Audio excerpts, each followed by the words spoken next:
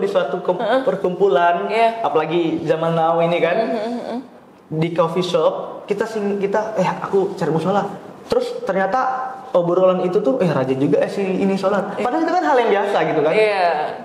Dianya malah yang harusnya kita tanya gitu kan, masa nggak sholat gitu kan, harusnya kayak gitu. Orang-orang sekarang itu menganggap harusnya drone itu pada saat aku mau maju harusnya maju, jangan sampai delay sih. Aku udah beli mahal. Orang sekarang menggampangkan itu semua. Di kota Pontianak ada landasan udara, ada bandara. Nah, walaupun jaraknya jauh, itu di ruang udara di kota-kota besar itu ada batasan ketinggian drone.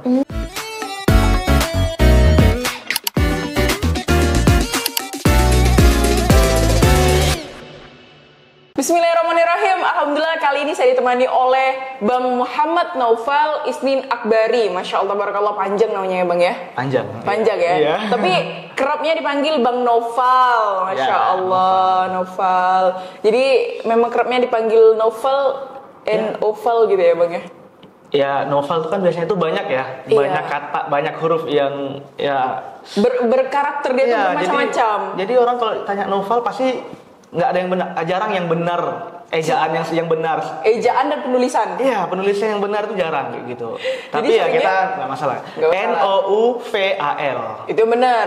Tapi yang kebanyakan FAL atau VAL. Jadi padahal ada U-nya, nggak tahu, orang tua saya mungkin mau ngasih novel yang agak lain dari yang lain gitu ya. Biar seperti orangnya juga pengennya kedepannya lain dari yang lain. Tapi yang pasti hal-hal yang lainnya itu adalah hal-hal kebaikan, positif ya Bang ya. Harus kayak gitu sih. Iya sih. Karena biasanya tuh ada orang juga ngasih yang pakai masih ejaan zaman dulu tuh Bang. Oh iya. Yang harusnya J, Juni misalnya jadi Juni pakai ada D-nya. Tapi itu udah terlalu jadul sih. Kita kan generasi beda. Generasi apa ya sekarang nih tahun? Abang berarti terus generasi apa? Gen Z apa gen milenial?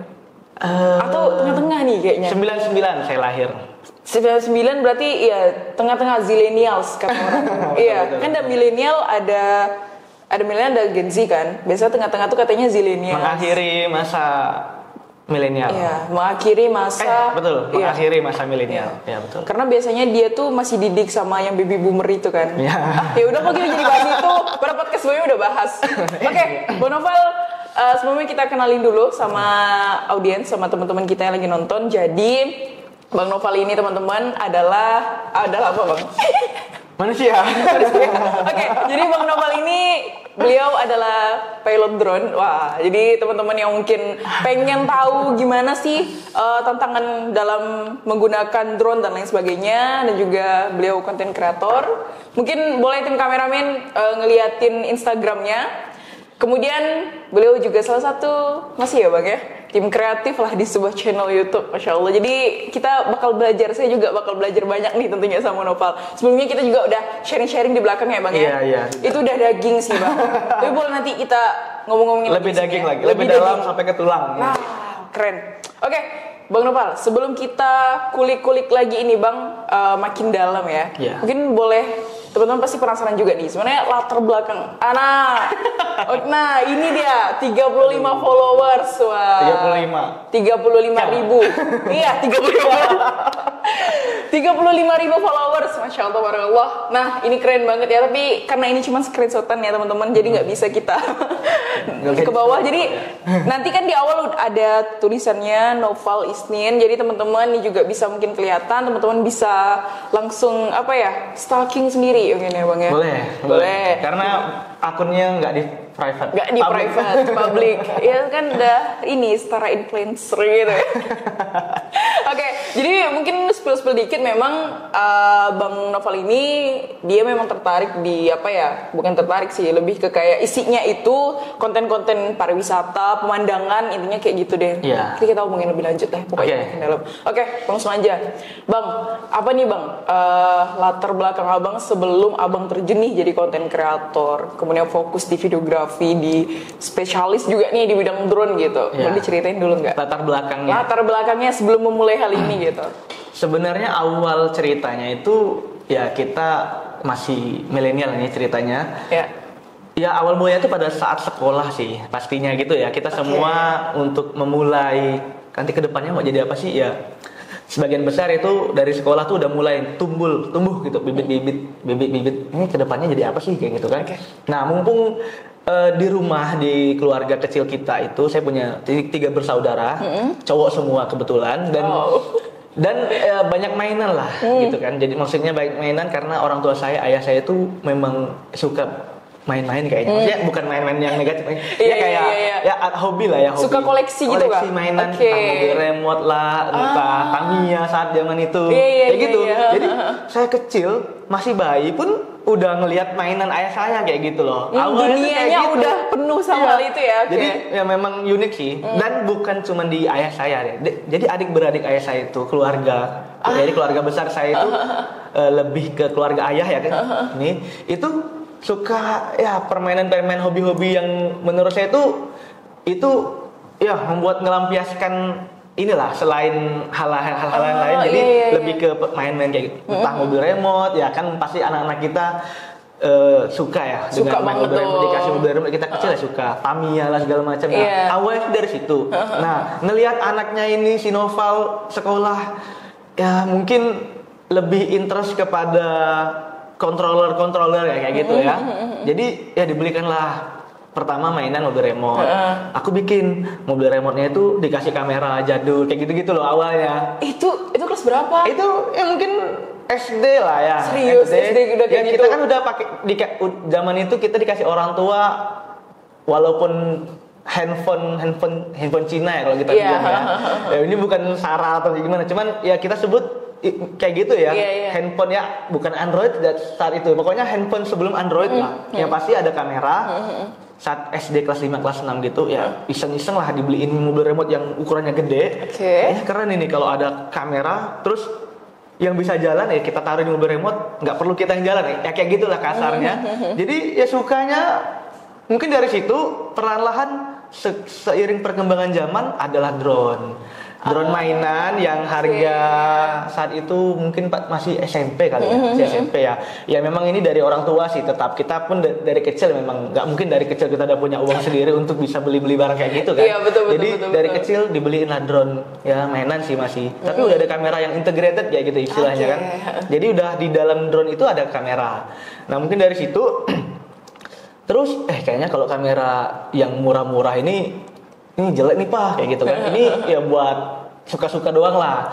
Emang Noval mau apa sih? Emang mau ngeliput apa sampai mau butuh kamera-kamera yang bisa ya HD lah kalau kita sebut. Kalau sekarang udah 4K segala macam.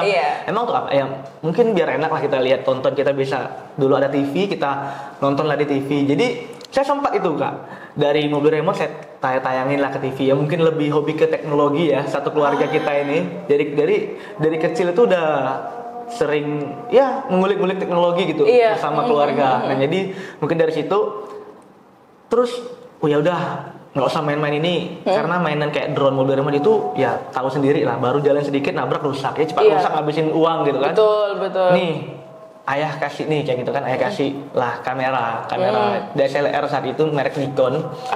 SMP di SMP udah dibeliin MTS kamera ceritanya. Ya oke lah itu. Orang tua saya juga kepengen sih hobinya fotografer kayak gitu kan. Ya tapi mungkin nggak nyampe kali ya. Mungkin masih karena lebih suka teknis.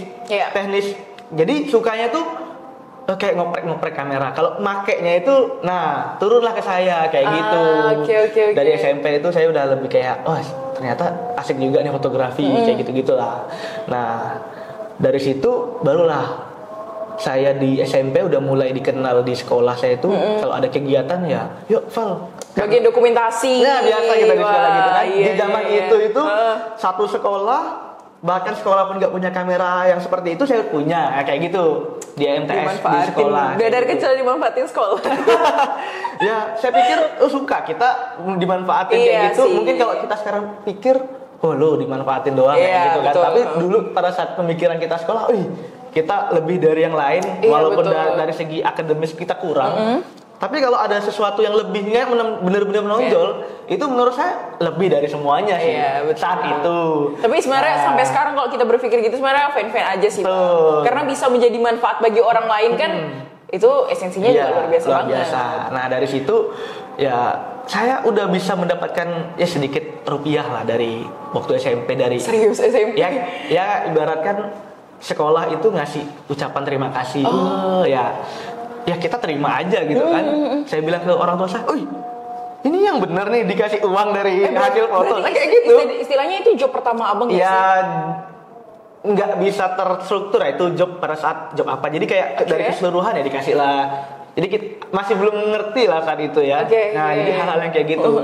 Nah di sekolah saya di Man 1 Pontianak kebetulan. Nah itu makin lah memfokuskan diri di dunia awalnya fotografi karena kameranya memang buat foto ya walaupun bisa video tapi lebih fotosentrik lah istilahnya, lebih mengarah ke arah foto bukan video. Nah di Man 1 di SMA mungkin lebih menghayal kayaknya kalau dari foto yang diam kalau menjadi bergerak ini akan lebih suka nih, lebih keren, banyak yang lebih suka, lebih dinamis lah. Kalau foto kan statik kan. Ya udah saya pelajari lah video dengan kamera yang fotosentrik ini ya saya bisa-bisain aja kayak gitu.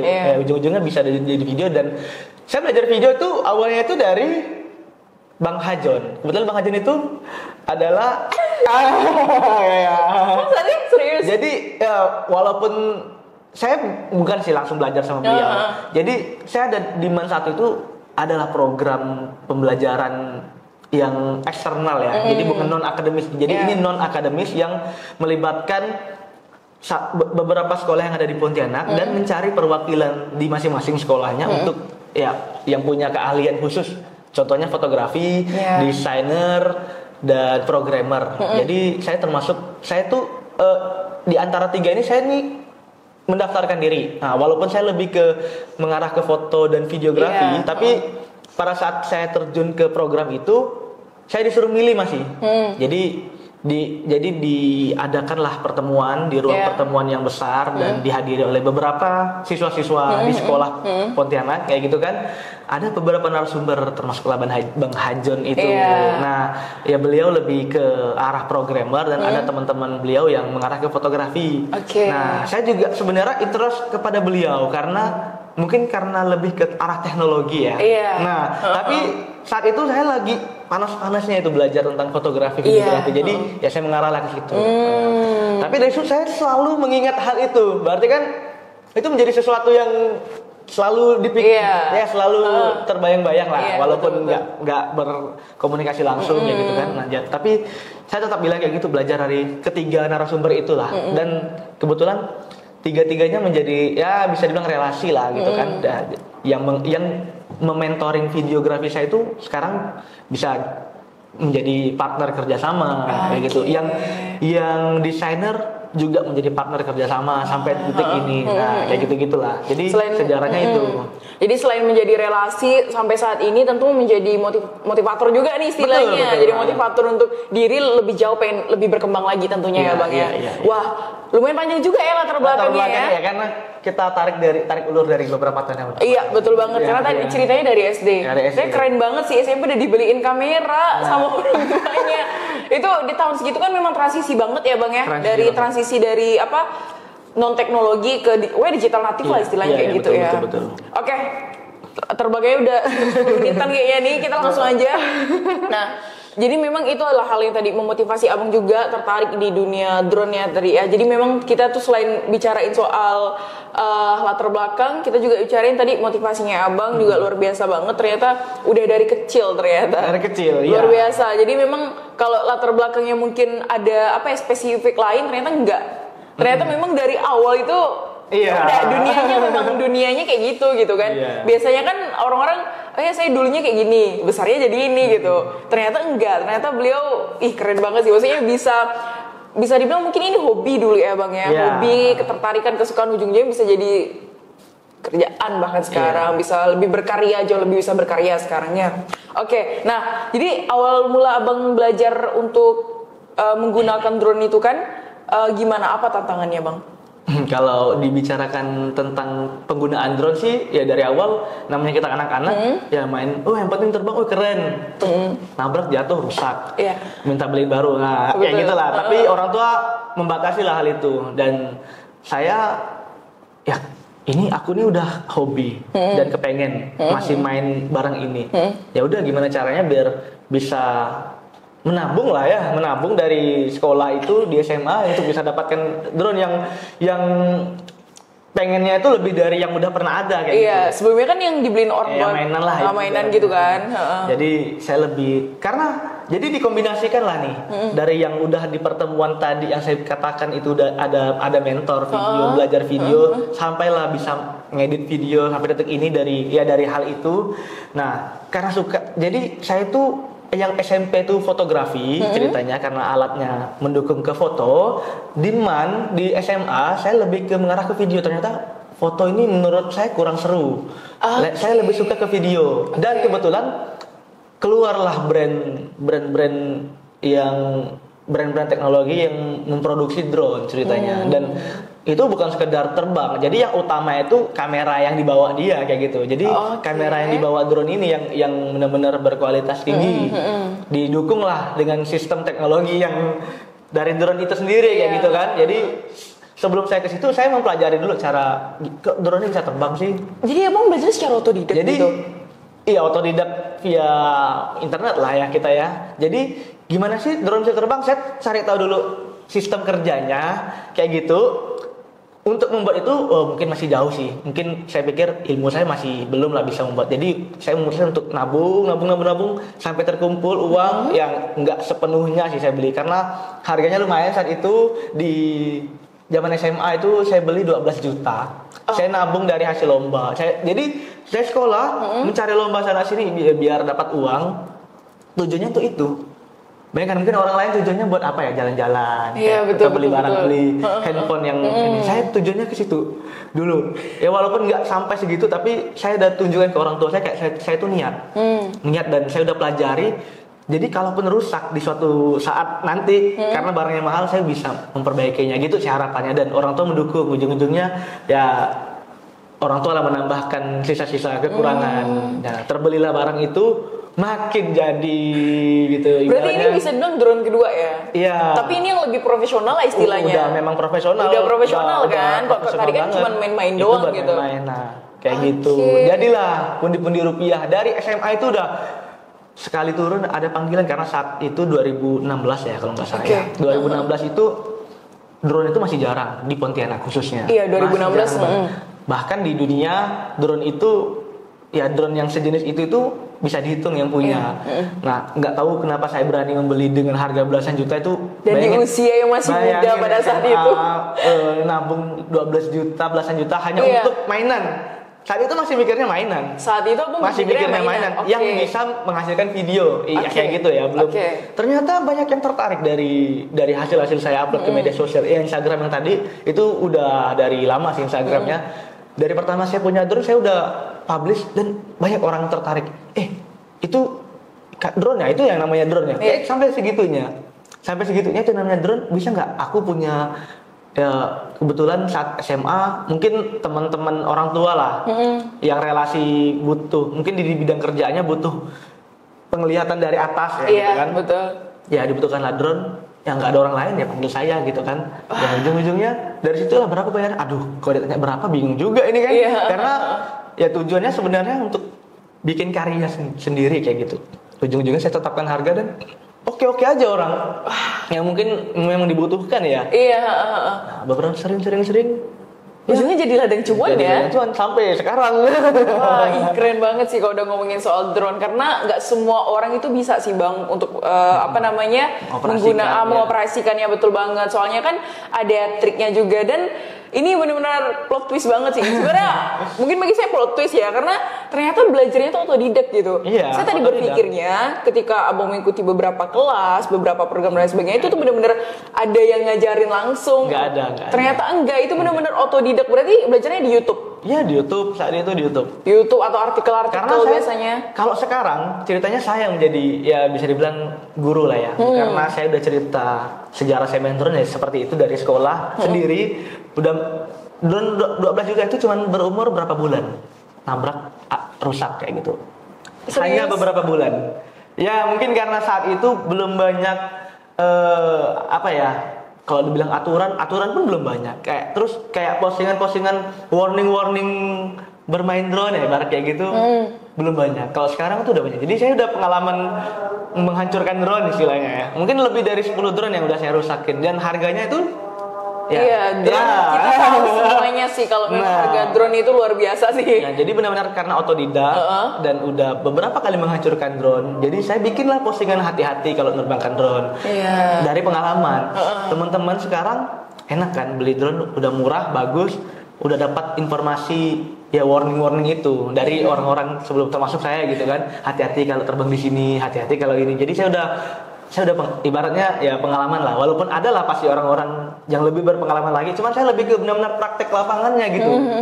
Nah, dari situ benar-benar otodidak. Wah, karena nggak ada orang yang bisa ngajarin. Karena saya yang ya bisa dibilang paling enak duluan. Tapi saya udah menemukan sih beberapa orang yang lebih dulu dari saya punya drone. Di saat itu ya mungkin mereka lebih ke arah memproduksinya. Jadi dia orang-orang itu ada teman-teman senior saya di kampus itu lebih mengarah ke cara membuat drone.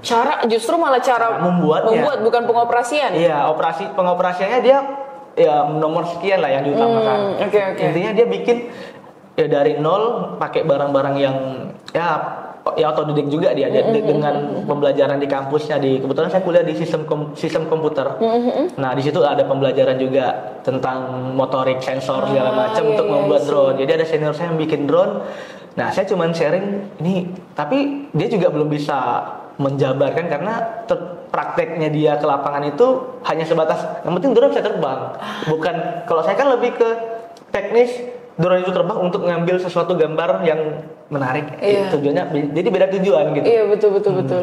Soalnya mungkin budayanya kita menganalogikan kayak pesawat kan ya Bang ya. Iya. Pesawat kan orang yang bikin, pilotnya kan beda ya kayak gitu. Nah, makanya dibilang pilot drone karena mirip sama pesawat juga ya Bang ya.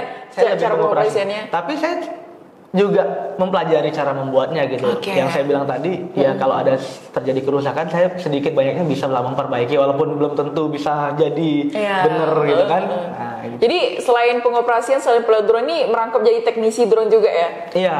Saya di Pontianak sampai sekarang pun banyak yang servis drone sama saya sih. Iya. Sebisa saya kalau sempat-sempatnya karena sekarang udah sangat sibuk. Kalau mau itu sepertinya ini ya mau diatur-atur dulu jadwalnya ya. Kayak kita podcast aja nih kayaknya perlu pengaturan jadwal. Ini sampai malam ya. Iya, ini kebetulan malam nih kita ngambil kontennya nih. Oke, tapi nggak apa-apa, yang penting ilmunya, edukasinya ya kan Bang kan. Jadi memang tadi kan Abang udah spill tuh tentang warningnya dalam penggunaan drone. Emang biasanya tuh yang sering terjadi kesalahan awal pemula lah dalam menggunakan drone tuh kadang apa sih Bang? Dia itu menganggap kan pakai remote ya, kontrolnya menggunakan remote control. Jadi kalau kita bicarakan teknisnya, dari remote ke drone itu kan ada yang namanya sinyal ya, transmisi ya. Jadi untuk mengirimkan data perintah dari tangan kita gitu, kapan drone itu naik, nah butuh waktu dan jarak ya kita bilang yang dialirkan lah oleh sistem transmisi sinyal ini ke drone. Drone menerima baru drone bergerak kayak gitu ya. Tapi orang-orang tuh menganggap ya termasuk saya di awal-awal menganggap harusnya tuh se-real time mungkin gitu. Jadi harusnya ya karena tujuan itu kita gerakin tangan kanan ke atas untuk maju, itu tujuan untuk maju, tapi ya kita bilang delay lah ya.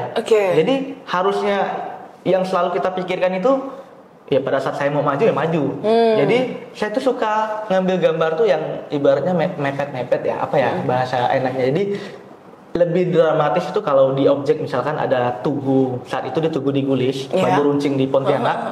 Itu kan keren, bambu runcingnya. Terus saya tuh suka ngambil tipis-tipis kayak gitu, kayak dekat objek. Ya ibarat kalau kita pakai handphone atau pakai kamera, ada objek, kita dekat-dekat ngambilnya kayak gitu. Nah, saya anggap itu memang bagus dan memang bagus hasil videonya. Di bawahnya kan ceritanya itu sungai, kolam ya. Kolam ya. Sama air pancurannya itu kan. Nah, itu saya tuh suka tipis-tipis, jadi lebih dramatis ya gitu. Jadi yang harusnya fungsi drone itu ngambil dari kejauhan, benar-benar landscape, ya landscape gitu kan, dari jauh dari ketinggian tertentu. Nah, saya tuh lebih suka tipis-tipis, dekat-dekat objek. Karena delay, jadi yang saya pikir itu masih jauh, saya tetap maju. Ternyata udah nabrak. Nah, kayak gitu. Jadi harusnya saya tuh belok sebelum dia nabrak, tapi kan kita main remote control itu kan ada monitor, ada monitornya itu juga delay, nggak real time gitu kan. Jadi saya pikir saya hanya memonitoring mengontrol itu hanya dengan memonitoring layar. Saya pikir di layar itu masih jauh. Saya maju, tiba-tiba hilang sinyalnya. Nah, ternyata nabrak di Tugu di Gulis. Dan ini kejadian, ini real beneran. Sampai hanya beberapa bulan yang saya bilang dari 2016, di 2017 lupa saya bulan apa gitu kan. Jatuh. Ternyata saya telat untuk ngerem atau telat untuk belok ya. Nah, gitu. Jadi, emang kalau boleh tahu tuh berapa detik tuh Bang delaynya? Mungkin bisa 1 detik karena semakin jauh jaraknya semakin latensinya semakin tinggi kayak gitu loh. Berarti nggak ini ya, nggak ada angka pasti nggak ya? ada angka pasti dan nggak juga dekat itu cepat. Jadi memang yang namanya sinyal karena terpengaruh dari interferensi. Jadi interferensi itu maksudnya jika ada sinyal lain selain sinyal kita yang frekuensinya sama. Jadi kalau di WiFi yang umumnya itu kan di WiFi ada 2,2 GHz atau 5G, 4G segala macam kayak gitu-gitu atau 5,8 GHz itu namanya sistem transmisinya itu. Jadi saya juga mempelajari teknis di dalam drone itu teknologinya apa sih biar saya tahu gitu. Oh, kalau dia hilang sinyal berarti selain itu jauh berarti ada sinyal juga yang bentrok ibarat kayak gitu. Jadi saya juga mempelajari kenapa sih bisa. Jadi bukan hanya menerima hanya cuma menerima hilang sinyal. Jadi saya tuh mempelajari ini kenapa sih hilang sinyal, saya riset, saya research gitu kan. Oh ternyata gara-gara ini. Oh kenapa sih delay? Oh ternyata bahkan ada kendaraan lewat pun mempengaruhi interferensi sinyal, mempengaruhi kekuatan sinyal. Segitunya. Kayak gitu. Bahkan kita di dalam ruangan. Mungkin ya contohnya WiFi. Ruangan ini ada router ya, kita bilang ada antena router. Di sini kita full. Ya kita melewati beberapa dinding kan berkurang sinyalnya. Iya betul. Nah, gitu juga dengan drone sama.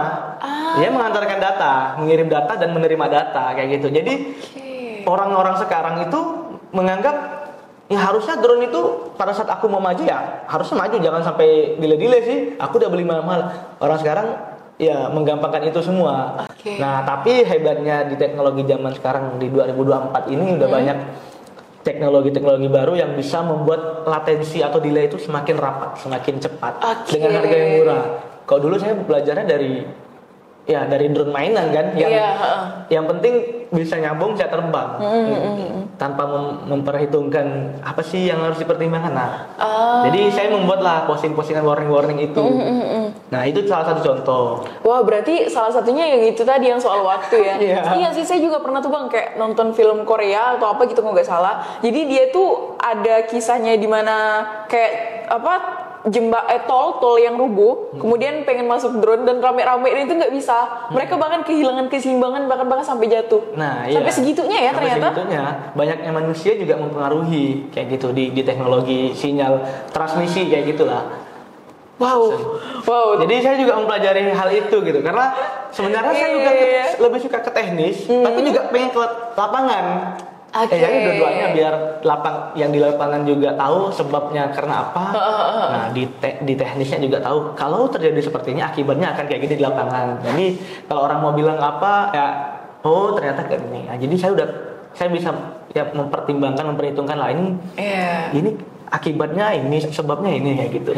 Iya berarti memang salah satu kesalahan, kayak ini baru salah satunya aja. Belum yang lain, nanti kalau yang lain panjang nih podcast kita nih Bang. Salah satunya. Iya jadi salah satunya yang sering sering dilalui itu memang karena ngiranya itu bakal real time, padahal sebenarnya bisa delay karena kan ada transmisi sinyal dan lain sebagainya ya. Selain itu juga ada pembatasan aturan sih dari pemerintah kita, jadi pemerintah dunia bahkan untuk drone karena ada aturan dan aturan-aturan ini sangat penting sih, terutama bagi pemain drone yang baru-baru itu mengabaikan lah hal ini. Contoh di kota Pontianak ada landasan udara, ada bandara. Nah, walaupun jaraknya jauh, itu di ruang udara di kota-kota besar itu ada batasan ketinggian drone.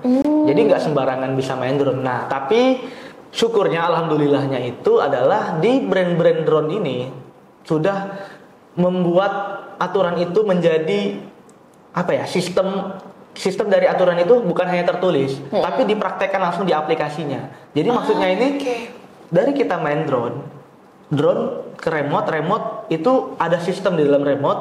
Nah itu selalu diupdate setiap bulannya gitu kan, atau bahkan setiap ada bandara baru di kota tersebut dimasukkan data koordinat bandara dan membatasi ketinggian drone kita dari sistemnya. Jadi contohnya di Pontianak 150 udah maksimal. Kita naikkan, kita gas dikontrolkan bisa aja kan, kita naikkan. Itu dia membatasi ketinggian. Jadi berarti nggak bisa tuh, bisa. misalnya 150 ke 160 nggak bisa. Kita udah dibatasi kayak gitu. Ya, tapi kalau beda cerita kalau kita main di hutan yang jauh dari kota besar, nah itu unlimited. Unlimited ya, Nah, bebas tapi ya. tetap ada ini sih. Sebenarnya di sistemnya yang unlimited kan. Tapi di peraturan di undang-undang juga sebenarnya ada batasan. Ada batasan juga meskipun di dalam hutan ya. Ada ruang udara, karena kalau kita lihat kalau tahu flight radar untuk men-tracking keberadaan pesawat dan melihat rute pesawat seluruh dunia. Mungkin bisa dilihat itu pesawat ada berapa ribuan, bahkan puluhan ribu, ratusan ribu pesawat yang ada di dunia kita ini di bumi. Itu lalu lintasnya padat sekali. Jadi khawatirnya kalau kita terbang setinggi-tingginya pesawat ternyata ada jalur, karena kita kan nggak akan men-tracking setiap saat. Pada saat main drone harus tracking pesawatnya. Jadi maksudnya itu walaupun di hutan setinggi-tingginya bisa aja terjadi ada pesawat yang lewat kayak gitu. Nah itu membuat fatal sih, karena pernah kejadian juga pesawat jatuh hanya karena drone kayak gitu. Pernah ada terjadi. Pernah ada terjadi. Nah sebenarnya drone itu udah masuk ke militer sih ya. Bahkan ada sertifikasi pilot drone. Itu saya udah ikut 3 jenis sertifikasi dari 3 lembaga yang berbeda. Nah itu materinya sebenarnya ya hampir-hampir sama gitu. Tujuan sertifikasi itu selain menambah ilmu, menambah awareness kita terhadap aturan-aturan yang ada. Nah itu kita juga sharing ke teman-teman kalau ada aturan-aturan loh di dunia perdronan ini. Ya. Jadi nggak yang sembarangan main drone kayak gitu. Jadi saya ikut ketiga sertifikasi itu materinya materi penerbangan yang sebenar-benarnya gitu. Bukan materi drone. Jadi materi pesawat militer, materi pesawat sipil ada kita pelajari. Jadi biar tahu ya, yang tadi saya bilang, saya beli drone saya harus tahu gimana cara bikinnya. Saya main drone saya harus tahu teknisnya gimana. Jadi dan tahu aturannya tentunya, betul. Gitu. Iya sih, karena tadi memang saya juga penasaran banget nih Bang. Emang kalau drone ini sebenarnya apakah ada aturan tertentu yang membatasi dia untuk beroperasi gitu? Ternyata memang ada ya. Sebelum ditanya udah peka duluan nih ternyata nih. Jadi memang ada. Jadi memang mungkin teman-teman yang baru mau mulai main drone dan lain sebagainya itu memang harus berhati-hati ya Bang ya. Tapi kalau menurut Abang nih, apakah sebaiknya ketika kita tertarik nih Bang untuk main drone ya, entah kita mau jadi konten kreator atau kita mau memang buka agensi lain setelah apapun itu, apakah kita kayak Abang nih beli dulu nabung atau kita ambil kelas dulu nih? Ambil kelas dulu atau kita nyewa atau gimana sih Bang baiknya untuk pemula? Untuk pemula sih pasti kalau udah di zaman sekarang, saya ambil contoh, saya punya adik sepupu. Jadi ini kalau kita bilang sepupu sekali, nggak tahu kalau di daerah luar ada istilah ini atau enggak. Jadi ayah saya punya adik. Memang keluarga saya udah bilang di awal, keluarga saya itu keluarga teknologi. Kalau saya dibilang, walaupun ya sebenarnya itu udah awam sih. Jadi adik sepupu saya itu masih SMP ceritanya. Di Pontianak, SMP di Pontianak. Karena ngeliat saya, abang sepupunya itu main drone, dia minjam. Dan saya percayakan karena di brand-brand drone zaman sekarang itu udah membuat keamanan itu jelas, membuat security system yang canggih. Jadi untuk dimainkan anak-anak kecil pun sebenarnya lebih aman daripada kita beliin drone mainan. Oh justru yang asli? Segitunya kayak gitu. Jadi ibarat drone yang saya katakan security-nya udah aman ini ya kita range dengan harga lah ya. Yang harga di atas 5 juta, start from 5 juta ke atas itu dengan dari brand ya mungkin saya pikir di beberapa brand drone itu udah melakukan hal yang sama kayak gitu. Nah itu mempunyai security system yang canggih, yang aman, bahkan dimainkan oleh orang yang baru pertama kali main drone tanpa ada mencari tahu cara kerjanya gimana pun menurut saya bisa gitu.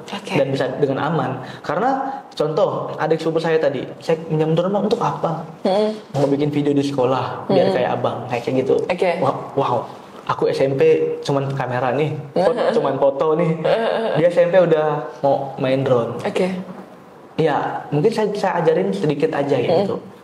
Warning yang tadi saya bilang warningnya yang saya kasih tahu. Kalau teknisnya ya anak sekarang udah pintar-pintar. Iya. YouTube itu udah bebas ya gitu. Intinya udah banyak sekali materi tentang itu. Jadi dia cari tahu sendiri dan memang bisa kayak gitu. Iya. Awalnya dia belajar ya, katakanlah dia pemula ini kan, Iya. dia pemula memang benar-benar belum pernah menggunakan drone, belum punya main drone, belum punya uang untuk beli drone. Oke. Terus nggak mau juga, anak sekarang memang agak aneh ya, nggak mau juga mempelajari dulu teknisnya gimana, apalagi masuk ke kelas-kelas itu, mereka di sekolah aja udah merasakan pusing kayak gitu kan, Oke. pengennya mau langsung kerja. Anak SMP udah mikir kayak gitu zaman sekarang, aneh ya, beda dengan kita, pengennya juara 1 gitu kan, Iya. pengennya lomba dari sekolah. Tapi ya adik sepupu saya itu kayak gitu, dia main drone untuk ya acara di sekolahnya kayak gitu, perpisahan lah segala macam.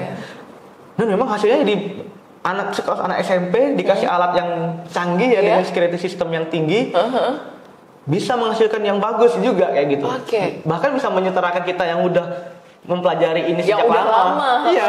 Jadi, wih, ini beneran dari tangan adik sepupu saya ini, saya lihat video. Iya bener kata dia. Wow. Keren juga gitu, dengan cuman melihat referensi langsung mengaplikasikannya sendiri itu langsung bisa kayak gitu. Iya. Ya karena itu didukung oleh teknologi itulah segala macam. Kalau start dari kayak saya ceritanya dibeliin drone mainan, itu nggak ada tingkat keamanan, nggak ada security system, jadi benar-benar terbang tanpa ada batasan, maju ya maju. Kalau drone-drone canggih maju dia ada sensor anti nabrak, kayaknya lebih gampang. Terus kita lepasin remote-nya dia bisa stay. Kalau yang drone-drone yang mainan itu kita lepaskan ya terbang sendiri, kena angin segala macam. Jadi mending lebih beli drone yang udah ada security system yang canggih kayak gitu untuk pemula. Berarti memang kalau saran dari abang lebih baik beli aja ya yang memang udah yang profesional, karena kalau tadi seperti abang sampaikan memang udah banyak banget nih drone-drone yang mungkin harganya lebih murah kan dibanding dulu 12 juta dan belum ada security yang benar-benar gitu, pengaman yang benar-benar. Kalau sekarang mungkin start from 5 jutaan udah bisa dapat ya bang ya. Tapi kalau dari abang ada nggak rekomendasi merek apa gitu kira-kira yang harganya mungkin tidak terlalu mahal, mungkin teman-teman pengen coba gitu kan? Kalau dari saya pribadi sih, saya merekomendasikan brand DJI. Jadi DJI kalau dieja dalam bahasa Indonesia itu DJI itu udah banyak sekali memproduksi drone, dan drone pertama saya, drone kedua saya setelah drone mainan ya, drone profesional pertama saya waktu saya beli di SMA itu 12 juta, masih ingat harganya, itu DJI Phantom 3 profesional. Ada gimmick profesional, dan karena dia ada beberapa tipe gitu. Ada yang standar yang paling murah, ada yang advance menengah dan profesional. Saya mikirnya kalau saya ngambil yang standar, yang penting bisa terbang dengan ada kamera, tapi kurang aman gitu kan, karena itu jaraknya itu pendek sekali, 100 meter udah hilang sinyal. Jadi saya beli, kalau yang advance jaraknya udah bisa jauh tapi kameranya alang-alang kayak gitu. Jadi belum sampai 4K. Tapi di tahun 2016 saya udah berani untuk beli drone yang tadi profesional. Itu bedanya 3 kali lipat dari yang standar. Ya pasti berarti saya kira tadi itu bang, abang itu tidak ada pilihan harga. Enggak, mempertimbangkan juga sih tetap. Ternyata ini ya ada pilihan harga. Ternyata ada yang lebih murah daripada 12 juta ya. Malah itu saya beli yang paling mahal. Nah itu makanya. Tadi saya berpikirnya di awal cerita yang abang bilang beli drone di tahun 2016, itu saya kira itu cuma satu harga loh. Nggak ada pilihan. Ternyata ada pilihan. Astaga. Terus. Nah jadi saya beli itu ya mempertimbangkan dari yang saya bilang delaynya dia lebih rapat, terus jaraknya bisa jauh, dan kameranya 4K, karena saya udah belajar membuat konten video saat itu kan. Jadi kalau saya beli yang kameranya biasa-biasa aja ya ini ujung-ujungnya nggak kepake, dan bahkan takutnya malah sia-sia nanti ya. Dan membuat jelek ya kameranya. Ujung-ujungnya upgrade lagi. Mending saya beli yang canggih, yang ya saat itu paling canggih lah ya, dengan kualitas yang udah hebat, 12 juta. Nah di sekarang di tahun 2024 ini dengan harga di 5 juta itu ya saya berbicara dari pengalaman yang udah saya punya ya. Jadi bukan yang belum punya, bukan cuman asal sebut ini. Jadi saya punya beberapa drone di rumah, sampai sekarang ini mungkin ada 8-9 drone lah yang bisa terbang ya. Sekarang di rumah. Bahkan ada pesawat berbentuk pesawat terbang gitu. Banyak banget. Abang sewain atau gimana? Ya buat pertama koleksi ya kan. Terus kira memang orang kok udah tertarik emang kadang-kadang gitu sih. Jadi karena saya beli banyak jenis itu ya, selain buat main-main, buat hobi, tapi buat kerjaan juga. Jadi ada beberapa.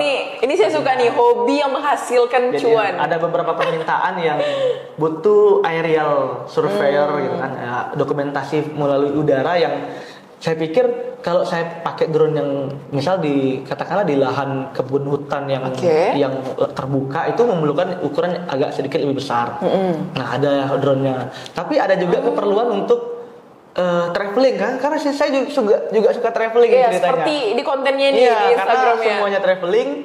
Jadi saya butuh sesuatu yang compact, yang bisa dilipat-lipat, yang hanya masuk ke dalam kantong baju itu bisa. Ada drone-nya. Ada ya. Dan sekarang itu saya rekomendasikan dengan merek DJI Mini 2 SE lah kebetulan. Nah sekarang masih ada dijual. Atau DJI Mini 3. Jadi kalau ditanya brand DJI ya, saya sedikit banyaknya hatam lah ya.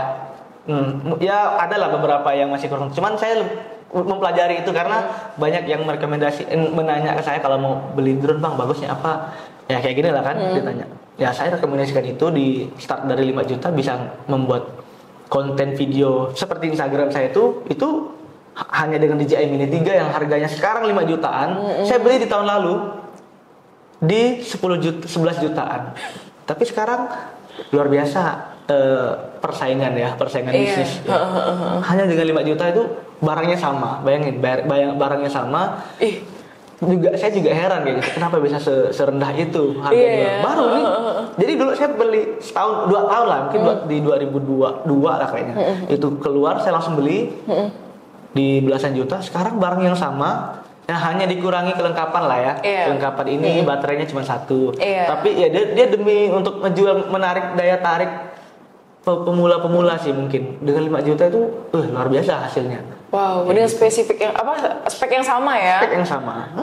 Wow, 5 juta gila. Itu benar-benar 50%, bahkan 60% lebih dari 50% penurunan harganya. Bahkan itu yang 5 juta sekarang itu kualitasnya jauh lebih proper dibanding DJI Phantom 3 Pro yang saya beli dulu 12 juta. Walaupun dulu 12 juta itu ibarat gimana ya?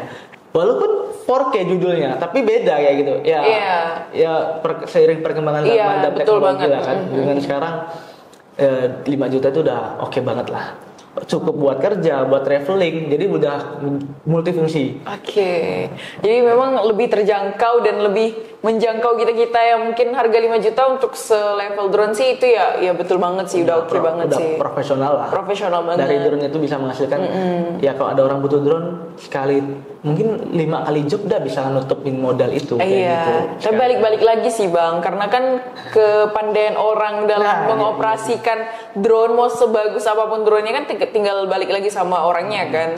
Nah, jadi mau HP kita kan punya HP bagus ya kan, tapi terkadang ya mungkin kita rekam biasa tapi ternyata memang akan ada hasil yang beda antara memang dia yang sudah spesialis di bidangnya sama kita yang mungkin orang awam ya kayak saya mungkin akan beda hasilnya sama abang yang video mungkin kayak gitu. Balik lagi ya. Tentunya yang penting mau belajar ya Bang ya.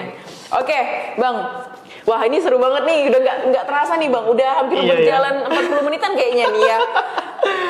Saya pengen nanya sebenarnya, karena kan kemarin tadi kan kita udah spill nih bahwa Bang Novel juga ini ya, maksudnya udah lama juga berkecimpung di dunia YouTube gitu kan, membantu mengembangkan sebuah channel ya kan, yang Abang termasuk tim kreatif di dalamnya, videografer, editor bahkan mungkin ya, iya betul kan? Nah pokoknya intinya tim kreatif di dalam situ sebagaimana tim kreatif tim channel YouTube ya gitu. Nah, sebenarnya mau nanya tipis-tipis nih tentang tips and trick Abang mengelola YouTube, tapi mungkin disingkat aja kali ya, lebih dipersingkat yang daging banget gitu ya. Bisa nggak kira-kira? Karena waktu juga lumayan nih kita nih. Betul. Atau kita bikin part 2 kali ya di sini. Tapi malah jadwalnya susah ya. Karena Abang akhir-akhir ini lumayan sibuk juga ya. Kalau untuk jadi buat informasi lah ya, selain hobi dan tadi kita bicara itu semua hobi lah, yang kebetulan hobinya bisa menghasilkan. Tapi kerjaan utama saya saat ini itu konten kreator. Jadi bisa sambil hobi, sambil bikin konten menghasilkan. Mungkin banyak orang yang pengen seperti itu. Jadi Saya adalah tim kreatif di salah satu channel YouTube. Nah, tapi sebelum menjadi tim kreatif di salah satu channel YouTube ini, saya itu adalah ya kerjaannya itu videografer, lebih mengarah videografer ya.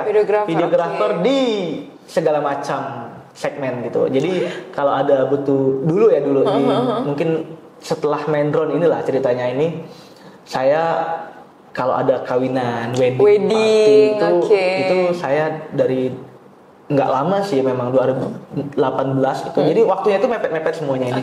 2018 itu udah berkecimpung di dunia videografer.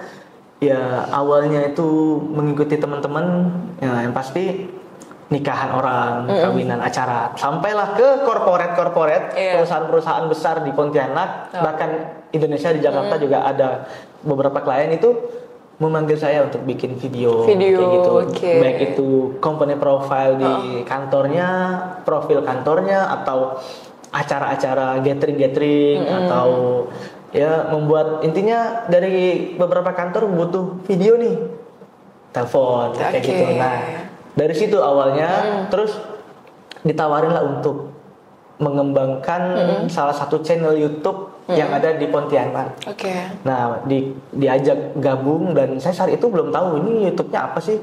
Nah, jadi benar-benar nggak tahu channel-nya apa. Yang pasti ya kita kembangin sama-sama ini.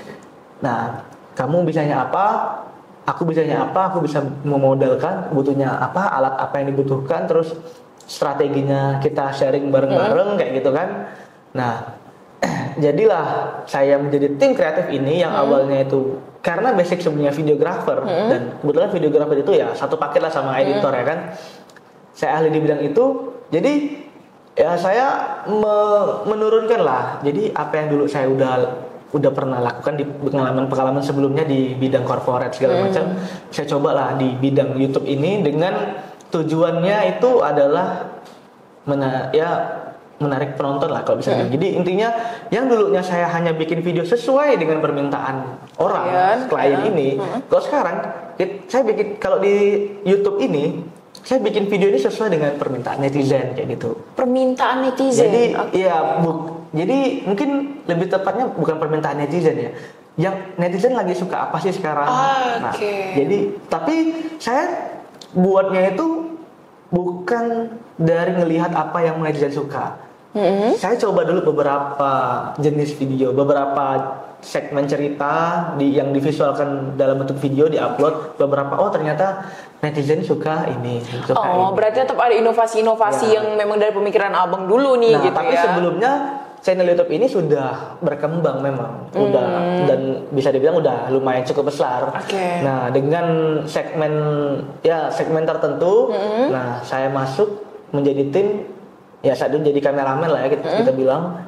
Nah, saya mengikuti dulu alurnya, mengikuti yang sudah jalan.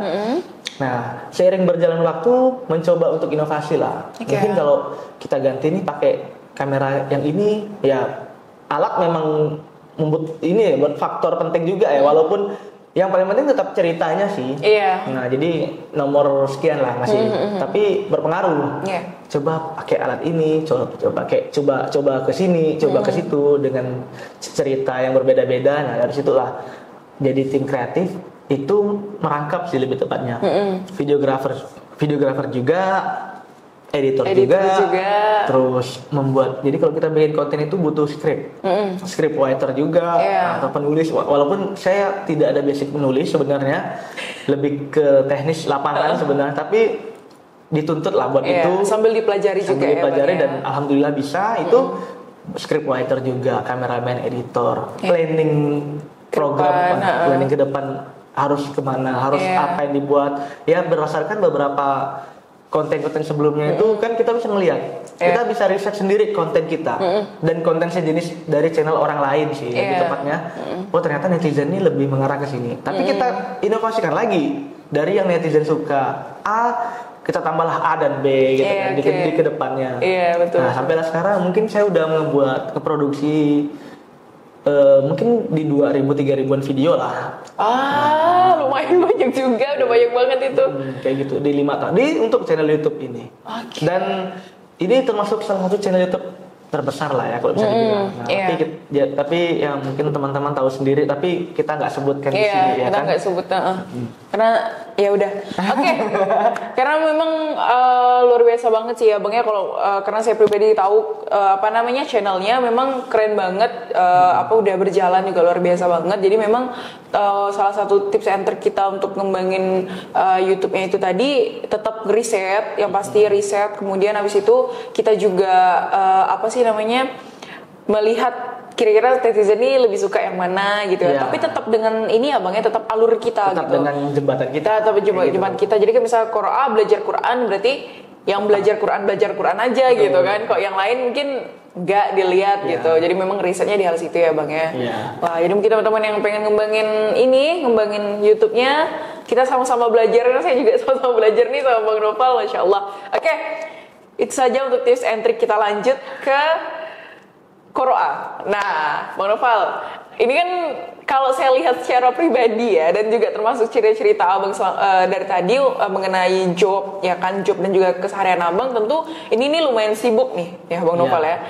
Lumayan sibuk. Nah, jadi dengan kesibukan Abang selama ini gimana nih Abang memprioritaskan pembelajaran Quran di dalam keseharian Abang? Kalau dari kesibukan yang saya jalani sepanjang hari itu memang ya sesibuk-sibuknya, masa kita nggak bisa, terutama sholat ya, masa kita nggak bisa meluangkan waktu buat sholat. Ya, sholat udah pasti. Itu udah pasti dari bangun subuh, itu harusnya itu menjadi hal yang biasa, bukan menjadi hal yang wah rajin dia sholat. Padahal itu kan kewajiban. Kadang-kadang di suatu forum, di suatu perkumpulan, apalagi zaman now ini kan, di coffee shop kita aku cari musola. Terus ternyata obrolan itu tuh rajin juga si ini sholat. Padahal itu kan hal yang biasa gitu kan. Dianya malah yang harusnya kita tanya gitu kan. Masa nggak sholat gitu kan? Harusnya kayak gitu. Nah, yang utama sih itu. Nah, untuk belajar Qur'annya ya tetap harus seiring jalan sih dengan jangan cuma sholat kan. Karena kita memang dituntut untuk terus mempelajari Quran sebagai pedoman kan. Iya, betul banget. Nah, kebetulan juga saya dari SMP itu di sekolah Islam di MTS 1. Iya, tadi spill ya MTS 1. SMA-nya juga di MAN 1 dan sedikit banyaknya memang dituntut untuk benar-benar mempelajari Al-Qur'an kayak gitu. Betul. Yang dulunya memang kita belajar di mushaf, belajar dari ustadz kita. Nah, tapi setelah terjun di kerjaan yang seperti ini yang lebih dominan kita menggunakan gadget ya. Itu menurut saya butuhlah sesuatu pegangan yang selain mushaf ini, karena mungkin kita bawa-bawa agak susah, agak rempong mungkin ya. Padahal kalau dipikir-pikir sebenarnya ringan-ringan aja gitu kan. Iya, mushaf memang ringan sih Bang. Cuma kan kadang kita dalam keadaan mungkin tidak suci atau lain sebagainya kan ada aturan kan. Betul. Bahkan dalam memegang mushaf aja ada aturan. Nah, dari hal-hal yang seperti itulah. Ya, terus terang saya memang bukan karena diundang podcast ke Qoro'a saya langsung bilang saya pakai aplikasi Qoro'a, enggak. Yang paling sering sekali itu ya memang saya kalau jujur memang kalau untuk belajar Qur'annya dari Qoro'a itu nggak rutin setiap berapa jam sekali, enggak. Tapi ada waktunya. Tapi yang paling sering itu ya notifikasi sholat. Itu paling fungsional sekali dan benar penting gitu. Pakai notifikasi yang ping doang atau pakai yang azan? Ada yang ting, ada yang azan. Kan bisa diselek kan. Iya, jadi, betul. Kalau subuh yang azan. Abang suka ini azan siapa? Kan ada Rizal Armada, Mekah, Madinah. Saya coba-coba ganti-ganti sih. Ganti-ganti ya.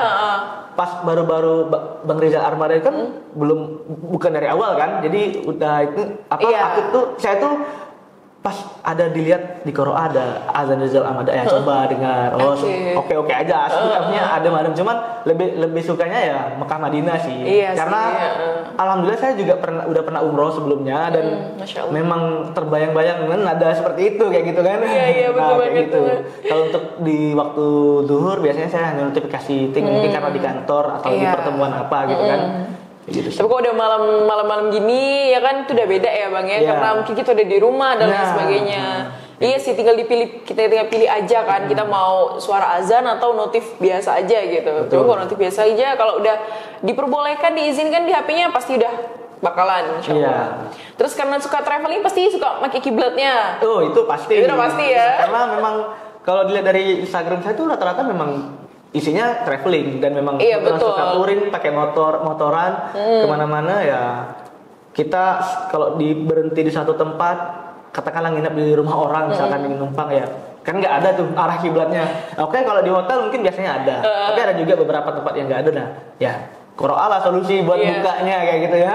Dan memang kepake, bukan karena diundang ke sini dan lalu saya mempromosikan ini, bukan. Jadi memang kepake gitu. Udah lama juga saya pakai ini. Tapi ada satu daerah di mana Qur'an nggak bisa dipakai bang kiblatnya. Oh iya. Di Mekah. Oh iya ya. Itu memang nggak dibuka sih memang ya. Oh iya betul. Iya kan? Betul. Pernah nggak sih buka Qur'an depan Ka'bah kayak udah ngapain gitu? Nggak kepikiran sih. Tapi serius. Jadi memang kiblat kan nggak bisa kan? Karena depannya udah Ka'bah. Jadi gimana ya itu ya? Error ya. Displaynya. Error kalau nggak salah itu. Mungkin berputar acak-acak itu kali. Nah itu lupa tampilan. Intinya memang nggak bisa. Iya. Mungkin next umroh kedua ya. Insya Allah. Semoga Allah panggil ya. Amin. Haji beroda aja langsung. Amin. Kalau ada rezekinya dan kalau udah dipanggil. Amin ya Allah. Semoga kita bisa berhaji ya bang ya, karena termasuk rukun Islam yang kelima. Semoga Allah mampukan kita untuk berhaji, karena habis kemarin juga lepas Idul Adha kita ya bang ya. Insya Allah luar biasa. Oke bang, lanjut nih. Ketika abang sedang apa ya bahasanya, mungkin futur atau abang sedang mendapatkan ujian cobaan, kita manusia kan pasti ya bang, pasti. Nah tuh ada nggak sih kayak ayat atau hadis Quran tuh yang justru malah jadi reminder abang nih ketika oh nggak bisa nih aku kayak gini gitu deh pokoknya. Kira-kira ada nggak boleh ceritain? Kalau ya apalagi terjun di dunia yang ketemu dengan orang banyak nih kan ceritanya, ketemu dengan orang baru terus dengan berbagai karakter, bukan tentunya di kantor yang ketemu teman-teman kantor nih ceritanya nih, ketemu dengan orang baru, ternyata orang baru ini ya ada persaingan, dan memang terjadi sekarang kebetulan ini ada sedikit problem lah, masalah, dan saya tuh nggak meladeni dengan emosi. Nah biasanya tuh saya tuh berpegang teguh dengan beberapa ayat-ayat lah. Nah, mungkin ada salah satu contohnya ya. Basicnya saya bukan ustadz atau yang ini ya, memang. Jadi di Ar-Rahman ayat 60 itu ada ayat yang berbunyi, kakak apa nggak kak? Ar-Rahman ayat 60 itu. Ntar saya ini lupa ingat sih. Ar-Rahman kita buka Qur'an bang. Kita buka Qur'an langsung ya. Kita buka Qur'an di sini. Jadi Ar-Rahman ayat 60 ya. Ar-Rahman ayat 60. Jadi hal jazaa'ul ihsan illal ihsan. Wah langsung, udah berarti nggak perlu buka Quran lagi ya. Jadi itu maksudnya, arti tersebut kan tidak ada balasan kebaikan kecuali kita berbuat kebaikan kayak gitu. Baru ingat ya bang ya. Hal jazaa'ul ihsan illal ihsan. Jadi ya kalau ada orang jahat ya saya selalu berbuat baik aja kayak gitu. Iya betul. Jadi benar-benar ada orang jahat, ada orang yang selisih paham dengan kita berbuat baik aja, karena pasti akan menjadi baik gitu ke depannya. Di Ar-Rahman ayat 60. Itu sederhana sekali sih. Benar-benar ayat yang sederhana, kalimatnya pendek, hanya beberapa kata artinya, tapi itu bisa mengeneralisasi di kehidupan kita ya gitu. Apapun itu ya gitu kan. Saya di jalan, tiba-tiba ada orang nyalip yang mengambil jalur kita. Ini kita kalau cerita touring, kadang ada orang maki-maki. Ya, mohon maaf, ada yang orang menyebut nama binatang. Nggak suka dengan. Kalau saya sih ya nggak. Yang saya sadari seringnya itu benar-benar mungkin orang itu lagi buru-buru. Ya bukan gimmick atau bukan ini ya. Memang mungkin kalau teman-teman yang udah kenal saya lebih positive thinking sih, lebih orang yang ke positive thinking sih. Ya itu. Tidak ada balasan kebaikan kecuali kita berbuat kebaikan juga kayak gitu. Jadi memang tentunya ketika orang berbuat jahat sama kita nggak usah berbuat balik. Balas jahat ya kalau bisa. Apapun kondisinya sih. Apapun kondisinya ya. Gitu sih. Wow. Iya sih, karena itu udah ngaruh ke semua aspek kehidupan kita ya. Iya. Cukup satu ayat aja ya, Masya Allah. Benar-benar Quran luar biasa banget ya bang, dalam seperti abang sampaikan tadi di awal, bahwa memang Al-Quran adalah pedoman hidup kita. Maka tentu dengan adanya itu satu ayat aja bahkan bisa nge-reminder kita untuk dia jahat sama aku, mungkin aku nggak usah berbuat jahat sama dia kayak gitu kan. Wah luar biasa banget. Kayaknya abang ini memang udah tahu sebenarnya ayatnya gitu kan. Cuma tadi ngetes aja dia. Aduh, saya jadi nggak enak, jadi malu, saya malu jadinya kan, ya Allah. Biar buka Qur'an sih sebenarnya. Dan biar ada waktu timing buat teman-teman di rumah buka Qur'an. Nah, betul gitu banget. Emang beda kalau ada tim kreatif ya.